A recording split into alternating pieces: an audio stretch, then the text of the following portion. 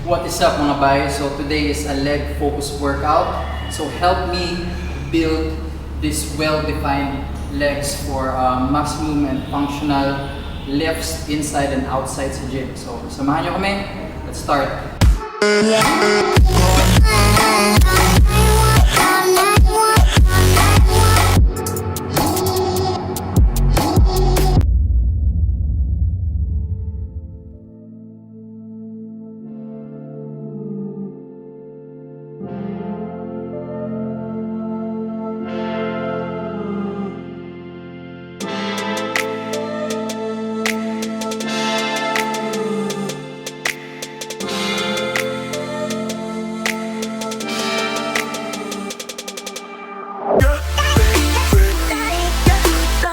What is up? So nasa end of the tunnel na tayo dito sa full body series natin. This will be the last video para sa full body.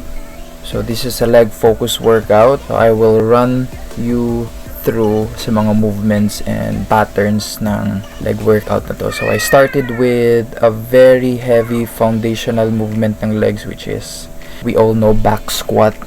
Medyo different form lang ginamit ko dito with back squat. I started experimenting with low bar squats, and so far so good naman.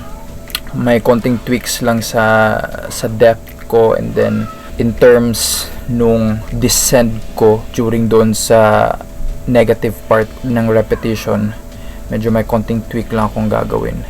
Pero so far so good. I did 1 rep at my last set, or a top set. So I did a rep. So mga siguro hindi ko alam mga exact weight dito.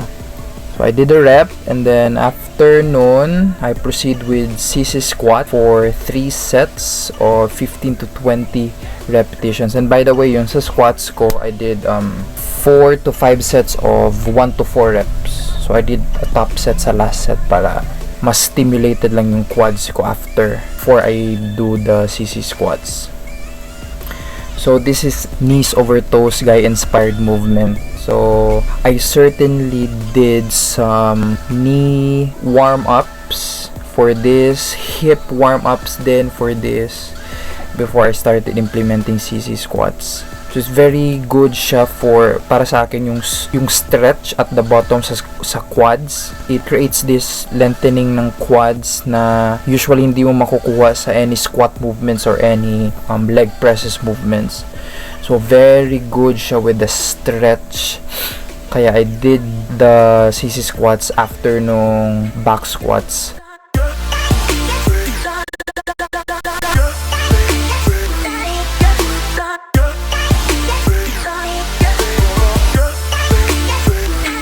After nung set nung CC squats, I did some Tibialis work, yung front ng lower leg nyo. 2 to 3 sets of moderately heavy, tapos super set siya with a bodyweight Tibialis raise. So moderately heavy, aim kayo ng at least 6 to 8 repetitions dun. Pag meron kayong available na Tibialis bar, which is very rare sa mga gyms, pwede nyong gawin yung ginagawa ko dyan sa video, which is a kettlebell version of it.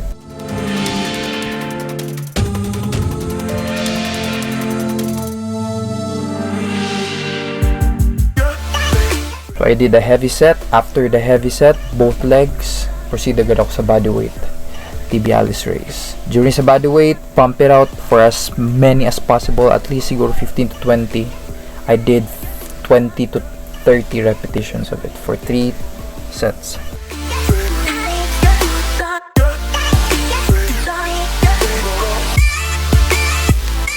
And then after the leg, kasi yun yung focus today, yun yung inuna ko, I did the upper body circuit. So I started with chest, back, shoulders, and then bicep, tricep. I did an alternating type of set. So which means every after movement for a particular muscle part, I rest for a minute or 2. Proceed ka sa next movement, a different body part, muscle group ulit, and then so on and so forth. So yun yung sequence ko: chest, back, shoulders, biceps, and arms. It's not a particular superset, but an alternating set. So I did this for 3 sets all in all.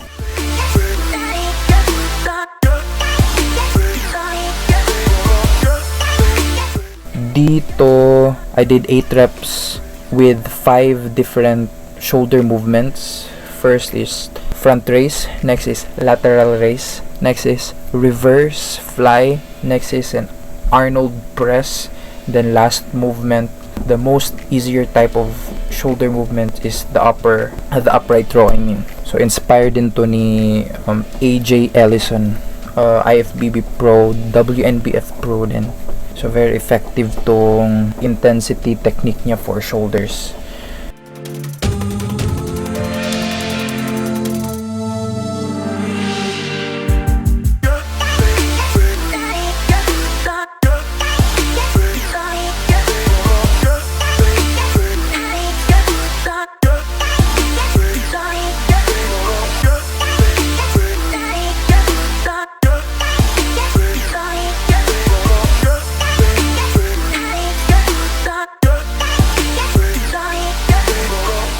So topless, shit's getting real,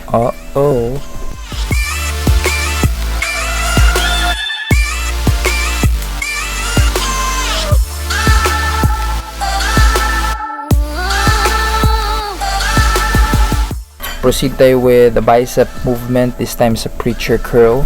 With the preacher curl, particular goal ko dito is yung stretch at the bottom, and then stretch as low as possible dun sa descent. Kasi at the top, medyo wala nang tension dun. So I create a tension doon sa descending part, dun sa negative part. So I create a stretch and curl it, I create a stretch again, and then I curl it. Then I alternate set papunta dito sa French press or tricep easy bar extension. Same goal with the bicep. I create a stretch and then I extend it as fast as possible.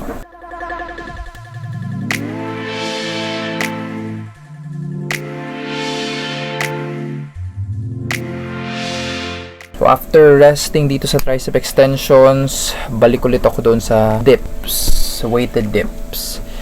So this time, this is the last set of my weighted dip. So I did a heavy set. After 10 to 15 breaths, I did a failure set right after ng 10 to 15 rest pause, kung tinatawag.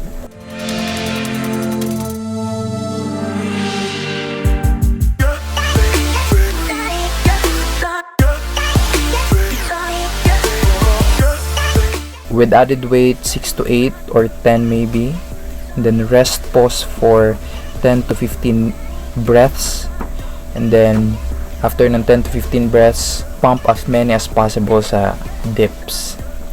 So ginawa ko din to sa weighted chin-ups, 6 to 10 reps, rest pause 10 to 15 breaths, training intensities lang to, or intensity techniques, and then after I pump up for as many as you can, regular pull-ups. Range of motion is not optimal, pero yung pinaka objective ko lang dito is to pump up blood dun sa back. Then after a minute of rest, 2 minutes, last set na din tayo dito sa shoulder complex, which is a front dumbbell, 8 repetitions. Control your weight, don't swing it. Lateral raises, same, control your weight, especially sa top portion. Have a pause ng konti, stimulate your lateral deltoids. And then 8 dun sa reverse flies, 8 dun sa Arnold presses, and then 8 sa upright rows.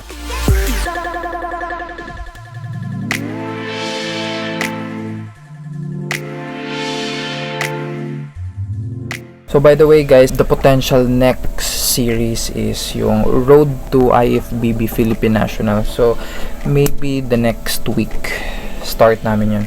And then thank you sa mga comments and likes and shares, views sa last video, which is a diet related content. Sa mga nagpapa-shoutout, here's your accounts. So thank you sa support, thank you.